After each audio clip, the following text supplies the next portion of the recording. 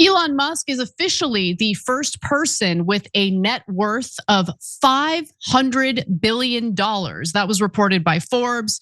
But while Musk's wealth continues to absolutely skyrocket, ordinary Americans are struggling to make ends meet. Now, according to a new Goldman Sachs report, 40% of working Americans are now living paycheck to paycheck. If current trends continue, Goldman Sachs estimates that 55% of Americans will be living paycheck to paycheck by 2033. Another 40% of Americans state that they are not making meaningful progress on saving for retirement, which is completely disastrous.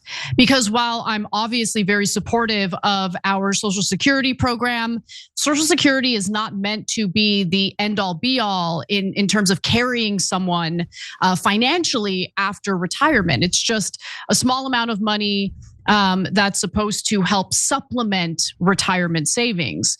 And so put together, 80% of Americans are making little to no progress on their retirement savings. And that's already a problem. It's getting worse.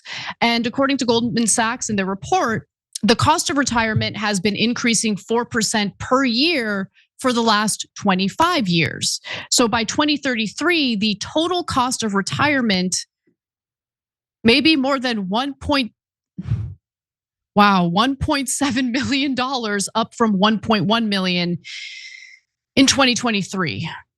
Now, other financial milestones are also becoming harder to attain and more expensive.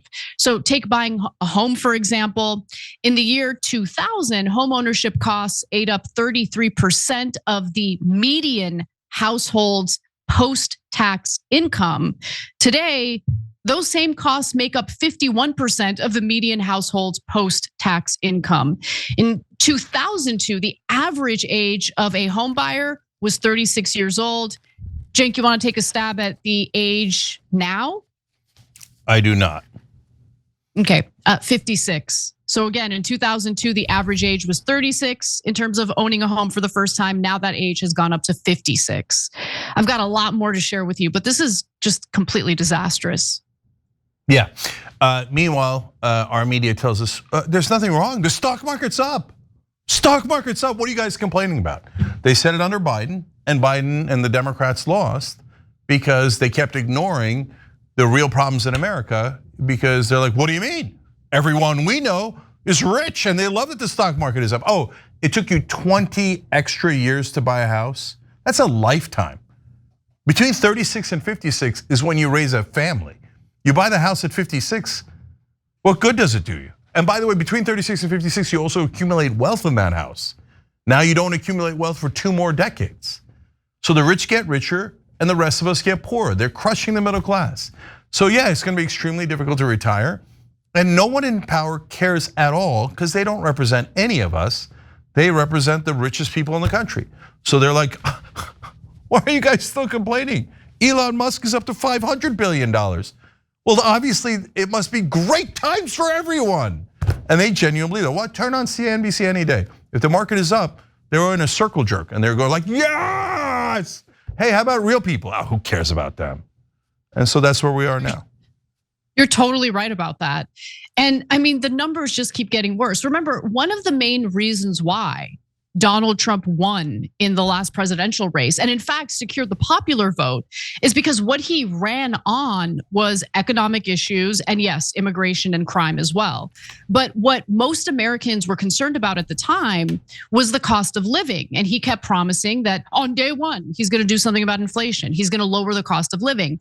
Well, has that happened? Let's take a look. 65% of Americans see themselves as either sometimes or regularly financially squeezed each month. And that's up from 58% in June of last year. The University of Michigan Consumer Sentiment Index was 21.4% lower in September than a year earlier. It is now lower than at any point during the 2008-2009 recession.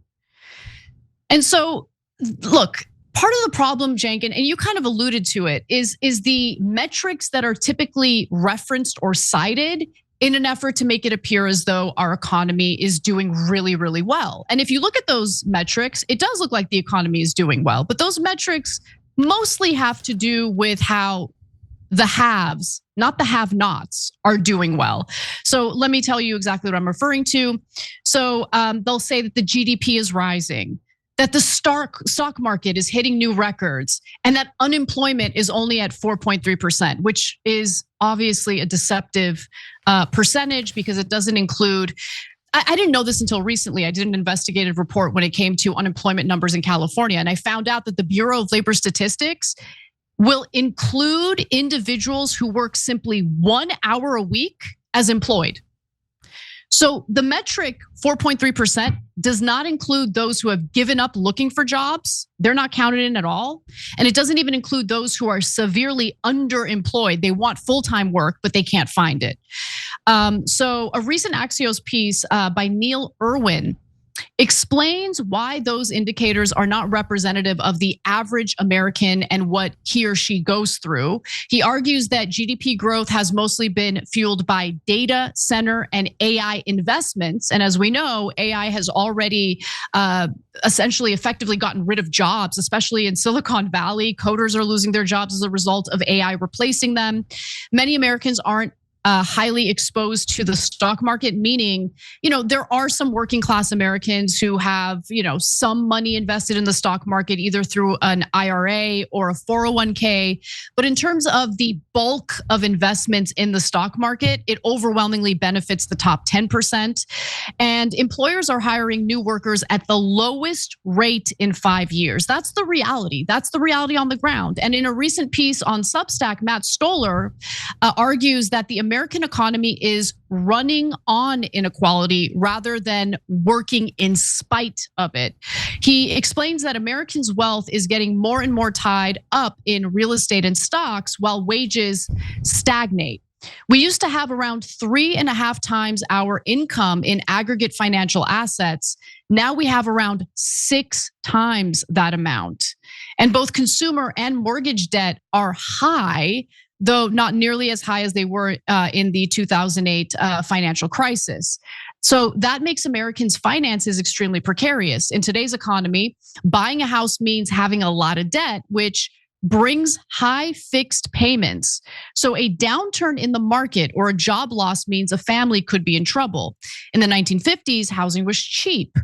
There were no credit card or student loans. Most families paid expenses out of income and had little debt. Fixed expenses were low. So we have financialized our economy, meaning we've encouraged Americans to essentially make ends meet by taking out more and more debt. Housing was cheaper, much cheaper in the 1950s because there was a construction boom.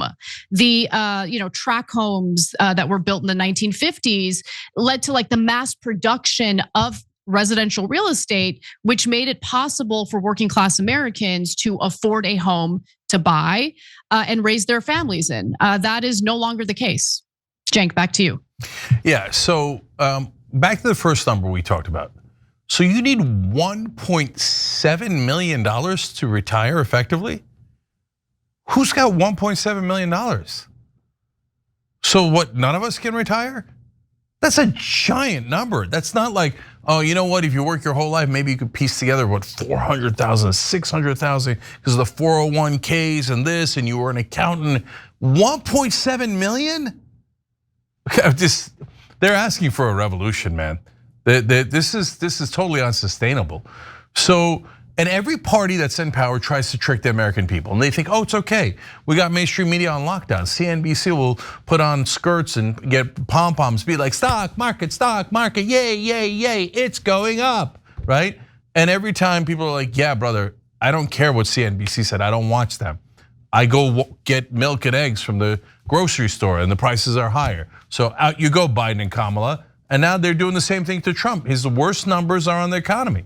And no matter how much he goes, yeah, I'm the best in the economy. No one's ever seen an economy like me. The American people are like, yeah, I've seen it. I saw it under Biden. Now it's worse. So 65% feel financially squeezed. That's 2/3 of the country going, we can't breathe. And then when you go and Talk to anybody in power, mainstream media or politicians. Nope, they're never gonna help you. Democrats never pass anything that's on their agenda that are actually really popular, that would help people. They're like, no way, no way. The donors did not allow that. Republicans are the party of big business. I mean, come on, guys, you still haven't figured that out? Their whole creation by the Chamber of Commerce, the Republican Party. So obviously none of them are gonna break lockstep with corporate rule. And Trump pretended to be a populist, and what's he doing? Giant tax cuts for the rich, enormous corporate subsidies. Did he cut the debt? No, he added another 4 trillion. I've lost track. Was it 8 trillion? I don't know. It's trillions and trillions more on top of the debt. And who's gonna have to pay that? You are. And then instantly, right after they pass that bill, they start talking about, well, we got to raise the Social Security age. No, we got to have Americans. Every year you don't collect Social Security is $1 in the rich people's pocket. Okay, they're redistributing that wealth right up to them. Get back to the mines. Get back to the assembly lines. You need to work longer, 70 until you're 70, 75, 80. Keep working, because Elon doesn't have enough money. Larry Ellison doesn't have enough money. Bezos doesn't have enough money. Okay, so you get back to the mines. So at some point, the American people are going to say, I had enough of this crap, and so they're all lying to us. And guys, by the way, this is before the AI Nakba. So people have no idea how bad the AI catastrophe is going to be. They're like, oh yeah, the AI will magically create other jobs and then everything will be fine. Every business person I talk to is talking about cutting 25% of their staff as soon as possible.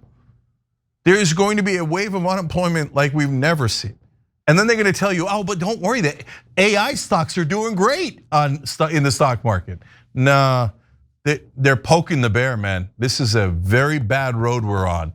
You mess with people's money, you mess with their ability to retire, you mess with their ability to pay the rent or the mortgage or to feed their kids, and you're gonna have a massive problem on your hands. And that's where we're headed right now.